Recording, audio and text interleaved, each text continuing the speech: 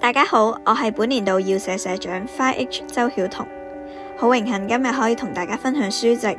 本年度圖書館嘅主題係最愛書中人，而我想同大家分享嘅書中人就係剪紙裏面嘅一個人物，佢嘅名叫做堯。剪紙裏面嘅堯喺我眼中象徵住中國傳統文化。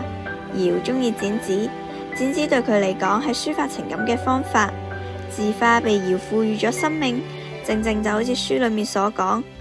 每一張陳舊而半透明的白紙裏面夾着一張剪紙，我翻開的時候感到它脆弱的生命，像是一隻蝴蝶，像那兒輕戰。喺呢個高速發展嘅城市底下，好多需要費時嘅傳統工藝已經漸漸流失。堯對剪紙嘅堅持，正正就係我最欣賞佢嘅地方。剪紙嘅過程係需要花費大量嘅時間，堯仍然堅持緊。